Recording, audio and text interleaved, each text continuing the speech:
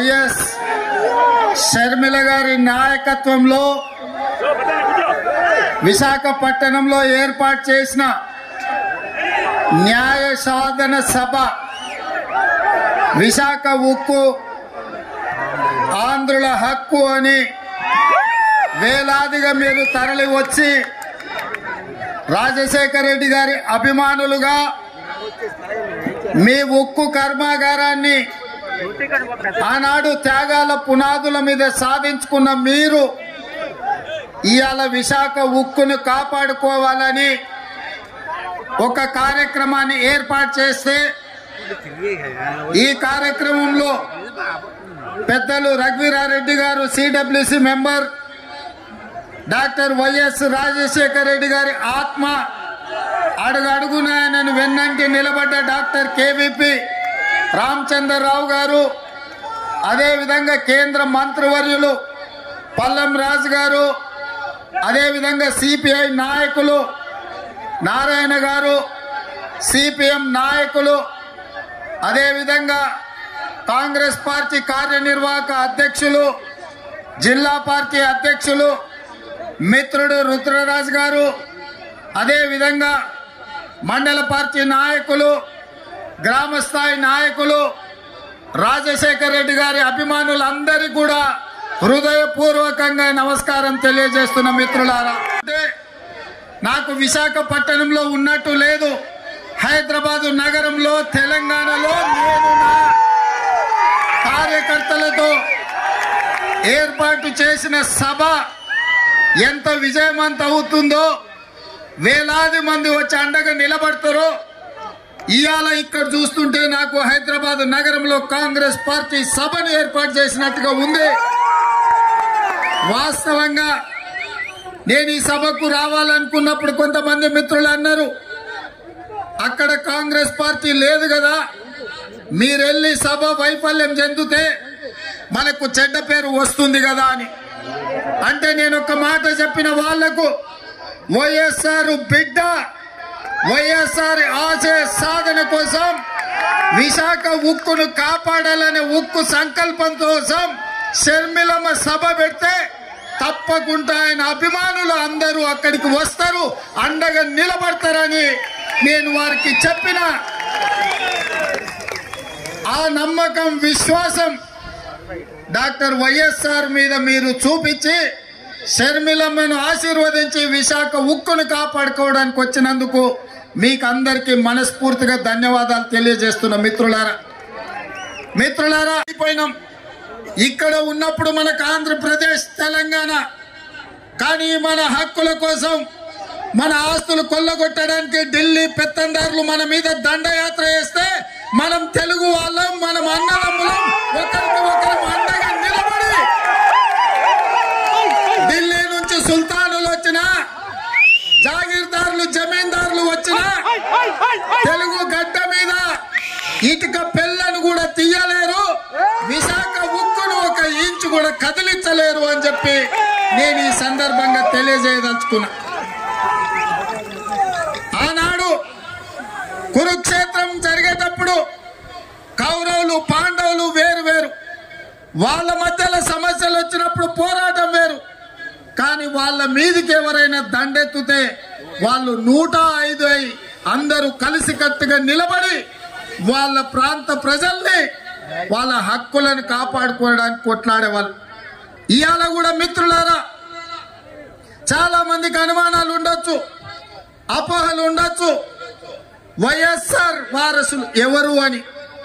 నేను ఇవాళ ఒక్క మాట చెప్పదలుచుకున్న మిత్రులారా, వైఎస్ఆర్ సంకల్పాన్ని నిలబెట్టేటోలే వైఎస్ఆర్ వారసులు అవుతారు తప్ప వైఎస్ఆర్ ఆశయాలకు వ్యతిరేకంగా, వైఎస్ఆర్ గారి యొక్క ఆఖరి కోరికకు వ్యతిరేకంగా మాట్లాడే వాళ్ళు ఏ రకంగా వైఎస్ఆర్ వారసులు అవుతారో మీరు ఒక్కసారి ఆలోచన చెయ్యండి. ఇవాళ ఆంధ్రప్రదేశ్ లో ఇక్కడున్న పరిస్థితులు, ఇక్కడి రాజకీయాలను కాంగ్రెస్ పార్టీ తెలంగాణ శాఖ అధ్యక్షుడిగా, తెలంగాణ రాష్ట్ర ముఖ్యమంత్రిగా కొన్ని సంవత్సరాల నుంచి నిశితంగా గమనిస్తున్నా. ఈ ప్రాంతానికి ఇక్కడ పాలించే నాయకులుగా మేము కావాలనుకుంటున్నారు. కానీ ప్రశ్నించే గొంతులు ఎవరి ప్రాంతంలో లేరు. ఎందుకంటే ప్రశ్నించే గొంతులు ఉన్నప్పుడే పాలకులు మన మాట వింటారు. ఢిల్లీలో ఉన్న మోడీ ఇవాళ ఈ ప్రాంతం మీద ఆధిపత్యం చెలాయించాలనుకుంటున్నాడంటే ఈ ప్రాంతం నుంచి మోడీని ప్రశ్నించే వాళ్ళు లేకపోవడం వల్లనే ఇవాళ మీ హక్కుల గురించి ఎవరు మాట్లాడతలేరు. 10 ఏళ్ళైనా మీ పోలవరం పూర్తి కాలే. 10 ఏళ్ళైనా ఆంధ్రప్రదేశ్ కు రాజధాని ఎక్కడంటే ఎక్కడుందో చెప్పలేని పరిస్థితి ఇవాళ ఆంధ్రప్రదేశ్ కు దాపురించింది. ఇవాళ ఈ ప్రాంతంలో ఈ ఆంధ్రప్రదేశ్ యొక్క ఆత్మ గౌరవాన్ని ఢిల్లీలో తాకట్టు పెట్టింది. ఆనాడు ఈ తెలుగు రాజకీయాల నుంచి, ఈ తెలుగు నేల నుంచి నీలం సంజీవారెడ్డి గారు కావచ్చు, పివి నరసింహారావు గారు కావచ్చు, ఆ తర్వాతి తరంలో మనకు ఎన్టీఆర్ కావచ్చు, డాక్టర్ వైఎస్ఆర్ కావచ్చు, ఆ తర్వాత జైపాల్ రెడ్డి గారు కావచ్చు, వెంకయ్య నాయుడు గారు కావచ్చు, ఈ ప్రాంతం నుంచి తెలుగు రాష్ట్రాల నుంచి తెలంగాణ ఆంధ్రప్రదేశ్ ప్రాంతాల నుంచి గల్లీ నుంచి ఢిల్లీ వరకు మన ఖ్యాతిని పెంచి ఈ ప్రాంత సమస్యల మీద కేంద్ర ప్రభుత్వాల నుంచి వాళ్ళు సాధించిన వాళ్ళు, దేశ రాజకీయాలను శాసించిన వాళ్ళు.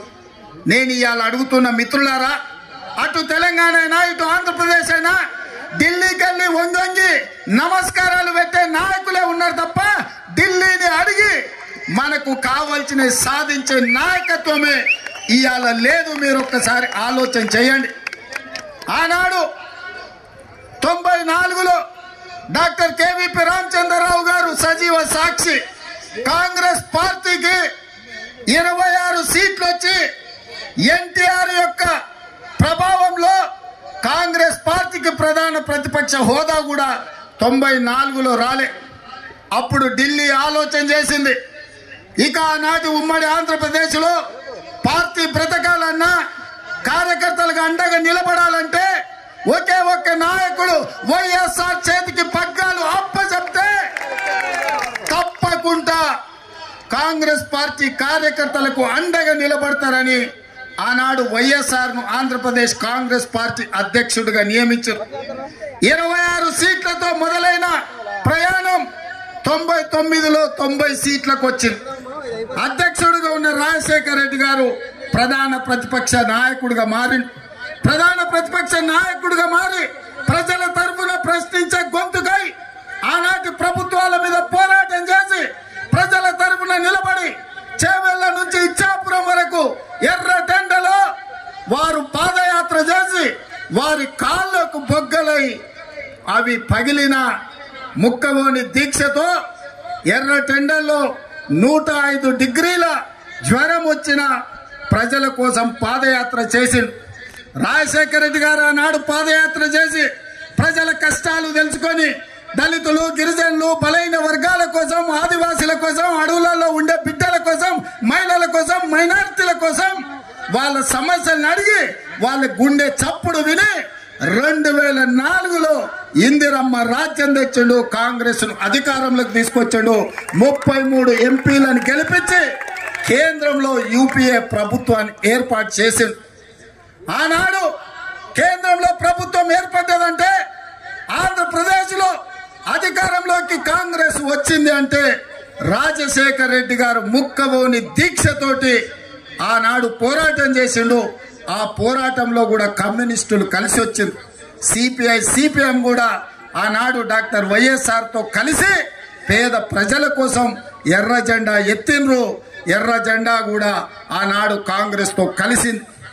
ఆ విధంగా పాదయాత్ర చేసి ప్రజల యొక్క ఆలోచన తెలుసుకొని అందుకే రాజశేఖర రెడ్డి గారు రైతులకు మొట్టమొదటి సంతకం ఎల్బీ స్టేడియంలో అధికారంలోకి వచ్చిన రోజు ఉచిత కరెంటునిచ్చి రైతులను ఆదుకోవాలి, రైతుల మీద ఉన్న అక్రమ కేసులు తొలగించాలి, రైతుల మీద ఉన్న భారం ఏదైతే కరెంటు బిల్లులు ఉన్నాయో 1200 కోట్ల రూపాయలు ఒక్క కలం పోటుతోని రద్దు చేసి రైతులను ఆదుకున్నాడు.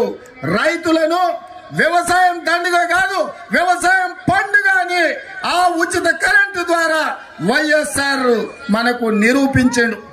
అదే విధంగా ఆరోగ్యం అందక సర్కారు దవాఖానకు పోతే అక్కడి నుంచి అక్కడనే శ్మశానానికి పోయే రోజులు.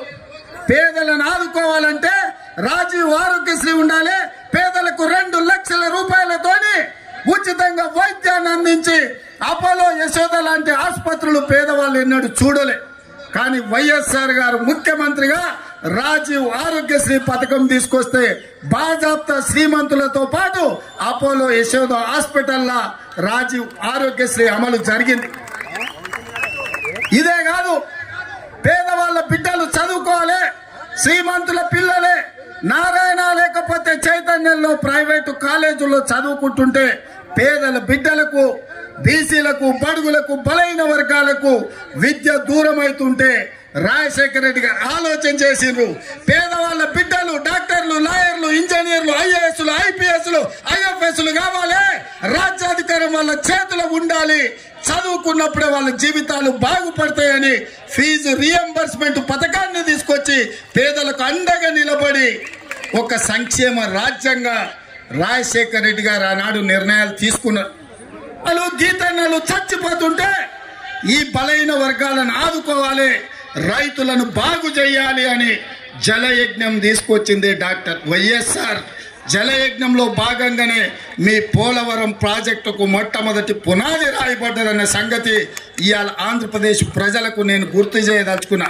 రాజీవ్ ఆరోగ్యశ్రీ కావచ్చు, ఫీజు రియంబర్స్మెంట్ కావచ్చు, జలయజ్ఞం ప్రాజెక్టులు కావచ్చు, కేంద్రం నుంచి అన్ని రకాల సహకారంతో ఆనాడు వైఎస్ఆర్ గారు ఈ ప్రాంతాన్ని అభివృద్ధి చేసి ఒక సంక్షేమ రాజ్యంగా, అభివృద్ధి రాష్ట్రంగా హైదరాబాద్ లో ఔటర్ రింగ్ రోడ్డు విషయంలో కావచ్చు, అంతర్జాతీయ ఎయిర్పోర్ట్ కావచ్చు, ఐటీ కంపెనీలు కావచ్చు, ఫార్మా కంపెనీలు కావచ్చు, వాటన్నిటిలో వారు ముందు నిలబడి ఆ ప్రాంత అభివృద్ధికి పునాదులు వేసిండు. ప్రాణహిత చేవెళ్లను ప్రారంభించి తెలంగాణ ప్రాంతాన్ని కూడా వాళ్ళు అడుగుతున్న మిత్రులారా, ఇవాళ రాష్ట్రాలుగా మనం విడిపోయినాం, కానీ తెలుగు వాళ్ళుగా కలిసి ఉండాలి, ఒకరికొకరం తోడుగా ఉండాలి. ఇవాళ మోడీ ధైర్యమేంది, మోడీ బలమేంది, మోడీ బలగమేంది, బీజేపీ అంటే అర్థమేందో ఇవాళ ఆంధ్రప్రదేశ్ మిత్రులు ఆలోచన చేయాలి. బీజేపీ అంటే బాబు, జగన్, పవన్, ఈ ముగ్గురు బీజేపీ. బాబు, జగన్, పవన్, మోడీ బలం, మోడీ బలగం. ఇంక ఆంధ్రప్రదేశ్ ప్రజల కోసం మోడీ ఎందుకేం చేస్తాడు? ఎవరు గెలిచినా ఆయన దొడ్లోకి పోయేటోళ్ళే. ఈ ఆంధ్రప్రదేశ్ లో 25 ఎంపీలు మోడీ ఖాతాలో ఉండేటివే. మీరు అనుకోవచ్చు మేము ఈ పక్కన ఉన్నాం లేకపోతే ఆ పక్కన ఉన్నామని. అయ్యా, జగన్ రెడ్డి పక్కన ఉన్నా, పెద్దలు చంద్రబాబు నాయుడు గారి పక్కన ఉన్నా, వీళ్ళిద్దరు కలిసి ఢిల్లీలో వెళ్తే మోడీ పక్కనే ముత్యాల ముగ్గులో రావు గోపాలరావు పక్కన ఇద్దరు ఉంటారు, తండానా తానా అనేటి. వీళ్ళిద్దరు అదే కదా ఢిల్లీకి వెళ్తే. ఢిల్లీలో వీళ్ళు ఎవరైనా మోడీని అడుగుతారా? మోడీని నిలదీస్తారా? మీ ప్రాంతం కోసం ఏమైనా తెస్తారా? మరొకవేళ తెచ్చేటట్టయితే 5 ఏళ్ళు వారున్నారు, 5 ఏళ్ళు వీరున్నారు. పోలవరం పూర్తెందుకు కాలే, రాజధాని అనుకుంటలేరు మిత్రులారా. ఇవాళ అందుకే నేను అబద్ధాలు చెప్పదలుచుకోలే, అలవి కాని మాటలు మీకు నేను చెప్పదలుచుకోలే. వాస్తవంగా మీకు కావాల్సింది పాలకులు కాదు, మీకు కావాల్సింది ప్రశ్నించే గొంతుకలు. ఎందుకంటే ఈ ప్రాంతం సమస్యల మీద జాతీయ స్థాయిలో నిలదీసే వాళ్ళు, నిటారుగా కొట్లాడే వాళ్ళు కావాలి. వెన్నెముక లేని నాయకత్వం మీ సమస్యల్ని పరిష్కరించదు. నిటారుగా నిలబడి కొట్లాడే నాయకత్వం మీ సమస్యల్ని పరిష్కరిస్తారు. అందుకే మీరు ఒక్కసారి ఆలోచన చేయండి. 78లో మొదటిసారి వైఎస్ఆర్ గారు ఎమ్మెల్యేగా అయిన తర్వాత మొదటి రౌండ్ లోనే మంత్రి అయింది. ఎన్నిసార్లు అధికారం వచ్చినా వైఎస్ఆర్ గారికి అవకాశం రాకపోయినా ఈ 3 రంగుల జెండాను, ఈ కండువాను కప్పుకొని గాంధీ కుటుంబానికి అండగా నిలబడ్డాడు. ఎవరి దయా దాక్షిణ్యాలతో ఆయన అధికారంలోకి రాలే. ఆయన నడిచిండు. ఆయన రక్తాన్ని చెమటగా మార్చి ప్రాణహిత చేవెళ్ల నుంచి ఇచ్చాపురం వరకు తన రక్తాన్ని దారబోసి కాంగ్రెస్ ను అధికారంలోకి తెచ్చి ఆ తర్వాతనే ముఖ్యమంత్రి కుర్చీ ఎక్కిండు. మరి ఇయాల మిత్రులారా, షర్మిలమ్మ ఇక్కడేదో ఉందని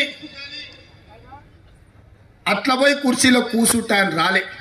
అన్ని ఆలోచన చేసింది, నాతో మాట్లాడింది. అన్న నేను అక్కడికి పోతున్నా, ఏం చేయాలి అంటే, ఎందుకమ్మా ఆడ ఏం లేదు కదా అన్న, ప్రజలు కష్టాలలో ఉన్నారు. ఇక నేను నిర్ణయించుకున్నా, వైఎస్ఆర్ మా నాన్నగారి ఆశయ సాధన కోసం ఈరోజు ఆంధ్రప్రదేశ్ ప్రజలు కష్టాలలో ఉన్నారు.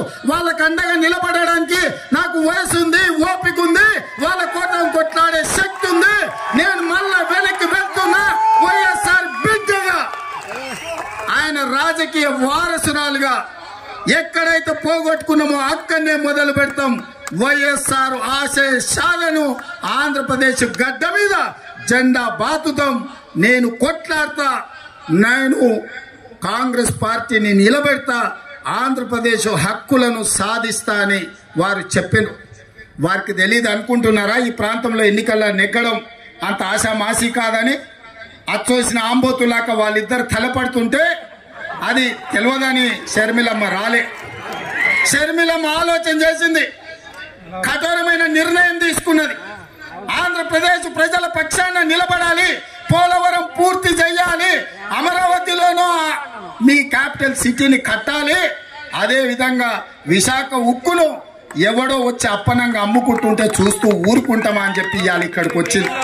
ఆనాడు లక్షలాది మంది రోడ్లెక్కి ప్రాణ త్యాగాలు చేసి 32 మంది ఆత్మ బలిదానాలతో విశాఖ ఉక్కు ఆంధ్రుల హక్కుగా ఈ సంస్థ ఏర్పడితే అదానీ అంబానీలకు, అదానీ గారి కోసం ప్రధాని గారు తెగ నమ్ముతుంటే వీళ్ళెవరు ప్రశ్నించే పరిస్థితి లేదు. అందుకే ఈరోజు కష్టాలైనా సరే, కష్టాలైనా కన్నీళ్ళైనా మంచైనా చెడైనా మీ మధ్యలో ఉండాలి, మీకు అండగా నిలబడాలి అన్న ఆలోచనతోని ఇవాళ షర్మిలమ్మ మీకోసం కొట్లాడుతుంది. రాజకీయ ప్రయోజనం ఆశించో అప్పనంగా అధికారం వస్తుందనో ఇవాళ షర్మిలమ్మ కొట్లాడతలేదు.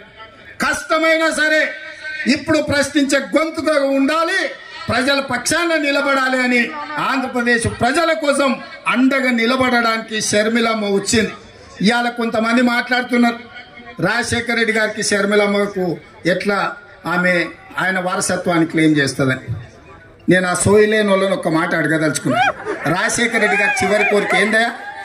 రాహుల్ గాంధీ గారిని ప్రధానమంత్రిని చెయ్యడమే చివరి కోరిక కింద మాట్లాడింది.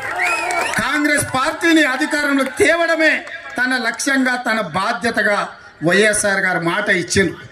ఆడ కేవీపీ రామచంద్రరావు గారు, రఘువీర్ అన్న ఉన్నాడు, ఆయనకు అత్యంత సన్నిహితులు.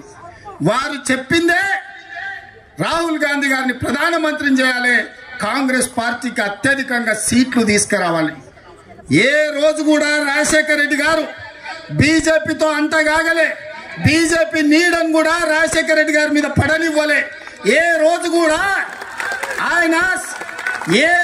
కూడా సెక్యులర్ ఫోర్సెస్ కు వెనకాల నిలబడ్డాడు. ఏ రోజు కూడా కమ్యూనల్ ఫోర్సెస్ తో అంటగాగలే.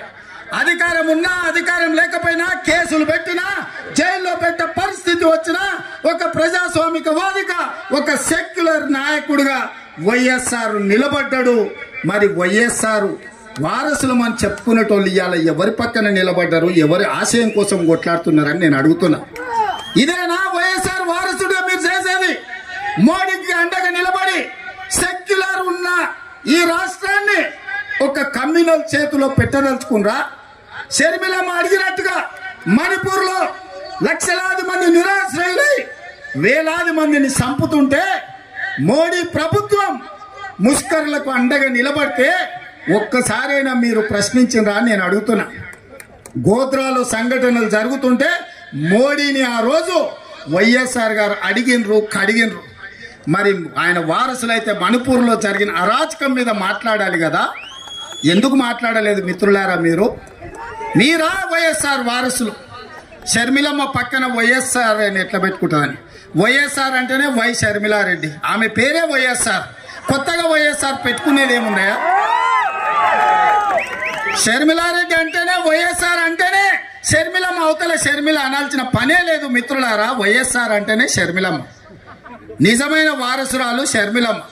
ఎందుకంటే రాహుల్ గాంధీ గారిని ప్రధానమంత్రిని చేయాలన్న ఆలోచన, కాంగ్రెస్ పార్టీని గెలిపించాలన్న ఆలోచన, ఆంధ్రప్రదేశ్ ప్రజలకు అండగా నిలబడి మీ కష్టాలు కన్నీళ్లు తూడవడానికి మీకోసం అవసరమైతే ఆనాడు చేవెళ్ళ నుంచి ఇచ్చాపురం వరకు రాజశేఖర రెడ్డి గారు ఏ విధంగా అయితే పాదయాత్ర చేసిండో 94 నుంచి 2004 వరకు 10 సంవత్సరాలు ఆయన ప్రతి నిమిషం ప్రతి క్షణం ప్రజల కోసం కొట్లాడి 99 ప్రతిపక్ష పాత్ర పోషిస్తే 5 ఏళ్ళు అహర్నిశలు చట్టసభలలో నిటారుగా నిలబడి పట్టుబట్టిండు, పడగొట్టిండు ఆనాటి ప్రభుత్వాన్ని.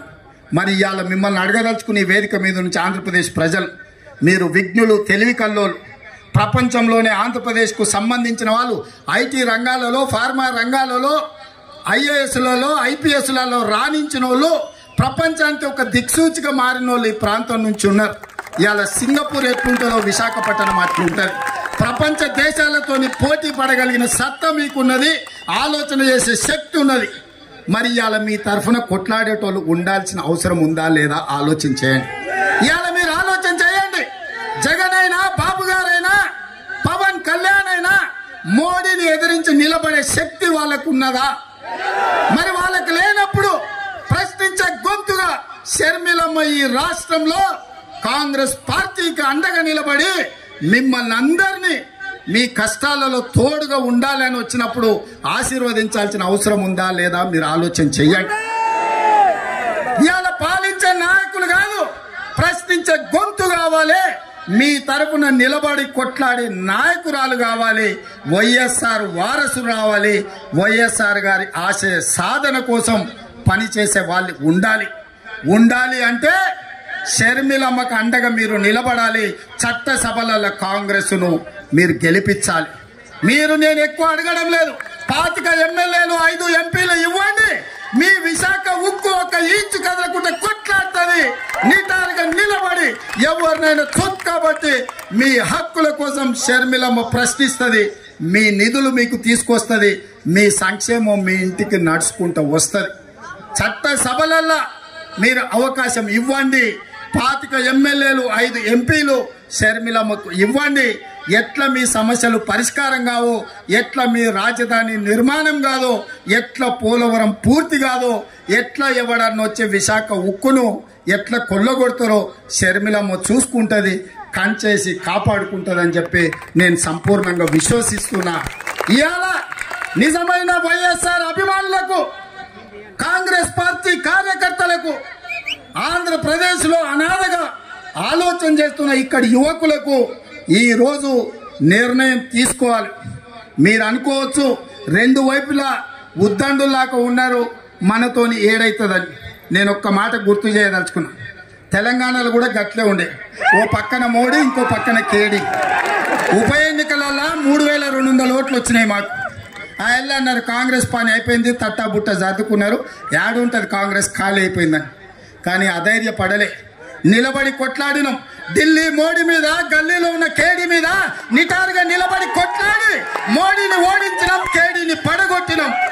ప్రజలు విజ్ఞులు, ప్రజలు తెలివి కల్లోలు, ప్రజలు అవసరమైనప్పుడు అవసరమైన నిర్ణయం తీసుకుంటారు. 5 సీట్లున్న మమ్మల్ని 65 సీట్లు ఇచ్చి ఆశీర్వదించారంటే ప్రజలు గొప్పోళ్ళు. ఇవాళ ఇక్కడ కాంగ్రెస్ లేదు అని అనుకుంటుండొచ్చు, కానీ ఈ సభను చూసిన తర్వాత నాకు సంపూర్ణమైన విశ్వాసం వచ్చింది. మా షర్మిలమ్మ ఆంధ్రప్రదేశ్కు ముఖ్యమంత్రి అయి తీరుతుంది. మీకు సంక్షేమ రాజ్యాన్ని, అభివృద్ధి రాష్ట్రాన్ని అందిస్తుంది. నేను తోడుగా ఉంటా. మీ పక్కనే ఉన్న ముఖ్యమంత్రిని, పార్టీ అధ్యక్షుని షర్మిలమ్మకు అండగా నిలబడతా. ఏం కావాలన్నా, ఏ రాత్రైనా, ఏ పగలైనా, ఏ సందర్భం వచ్చినా, ఏ కష్టం వచ్చినా నేను అండగా నిలబడతా. మీరు షర్మిలమ్మ నాయకత్వాన్ని బలపరచండి, షర్మిలమ్మ నాయకత్వాన్ని గెలిపించండి. షర్మిలమ్మ ఆంధ్రప్రదేశ్ ముఖ్యమంత్రులు కూర్చునే వరకు తోడుగా నిలబడతా. నేను రెడీగా ఉన్నా తోడుగా ఉండడానికి. మీరు సిద్ధమా? మీరు సిద్ధమా? సై సై సై సై సై సై అనేటోళ్ళందరూ చేయి పైకెత్తండి. జై కాంగ్రెస్, జై జై కాంగ్రెస్. ధన్యవాదాలు మిత్రులారా. మీరు గుండెల్లో పెట్టి చూసుకున్నందుకు, ఇంత పెద్ద ఎత్తున తరలొచ్చి నాకు ఆలస్యమైన విమానాశ్రయం నుంచి సరాసరి మీ దగ్గరకు వచ్చిన, ఇంత ఓపికగా నిలబడి షర్మిలమ్మకు అండగా ఉండి కేవీపీ రామచంద్రరావు గారు, రగన్న, వాళ్ళ అనుభవాన్ని అంతా రంగరించి పల్లం రాజు గారు షర్మిలమ్మను బలపరుస్తూ చేయి పట్టుకొని నడిపిస్తారన్న సంపూర్ణమైన విశ్వాసం మా మిత్రుడు రుద్రరాజు తన వ్యూహాన్ని తన ఆలోచనను పెట్టుబడిగా పెట్టి కమ్యూనిస్టు సోదరులను కలుపుకొని ఆంధ్రప్రదేశ్ రాబోయే ఎన్నికల్లో ఒక మంచి ఫలితాలను తీసుకొస్తారని నమ్ముతున్నా. ఎన్నికల్లో కూడా మళ్ళీ తప్పకుండా వస్తా, మీకు అండగా నిలబడతా అని తెలియజేస్తూ మీ అందరి దగ్గర సెలవు తీసుకుంటున్న మిత్రులారా, జై కాంగ్రెస్.